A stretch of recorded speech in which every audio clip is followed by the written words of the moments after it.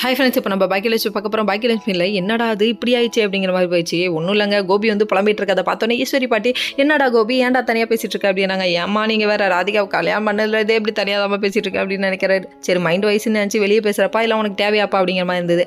அதுக்கப்புறமா இருந்துட்டு வெளியில் தூங்க விட்டாங்கம்மா, ஏசியில் கூட இல்லைம்மா அப்படின்னு சொல்கிறாங்க. அம்மாட்ட கம்ப்ளைண்ட்டை பண்ணுறேன், இரு உனக்கு இருக்குது அப்படின்னு சொல்கிறாங்க. ராதிகா ஒட்டு கேட்குறியாம்மா, இது தப்பா இல்லையாம்மா அப்படின்ற மாதிரி இருக்குது. அம்மாவும் பிள்ளையும் சேர்ந்து ஒட்டு கேட்டுட்ருக்காங்க. அம்மா பிள்ளைகிட்ட பேசிகிட்டு இருக்கிறத என்னையா நடக்குது இங்கே ஒன்றும் புரியலையே அப்படிங்கிற மாதிரி இருந்து.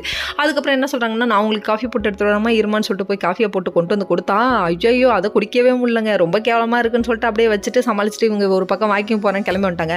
இன்னொரு பக்கம் நம்ம பாக்கியாவும் தாத்தாவும் வாக்கிங் வந்துட்டு இருக்காங்க. வந்தோடனே என்ன ஈஸ்வரி மாமா வீட்டில் ஜாலியாக இருக்கே அப்படின்னு சொல்லி கேட்க, ஏன் வெறுப்பேத்துற நீ வேற, நீ ஜாலியாக நல்ல சொகுசாக உட்காந்துருப்பியா, நான் இல்லைங்கவும் அப்படின்னோடனே ஆமாப்பா உன்னோட பேச்சு இல்லாமல் நிம்மதியாக இருக்கேன் அப்படின்னு சொல்லிட்டு அவங்க கலாய்ச்சிட்டு இருக்காங்க. அப்போ சொல்கிறாங்க நடந்த விஷயத்தெல்லாம் சொல்லி, நான் வந்து கண்டிப்பாக ராதிகாவோட அம்மாவை வீட்டை விட்டு துரத்தாமல் வர மாட்டேன், அவள் வந்து என் பிள்ளைய வந்து நிம்மதியாகவே இருக்க விட மாட்டேங்கிறா, ரொம்ப டார்ச்சர் பண்ணுறா, அவள் வாய்க்கே அவளை முதல்ல துரத்தி விட்றேன் அப்படின்ட்டாங்க.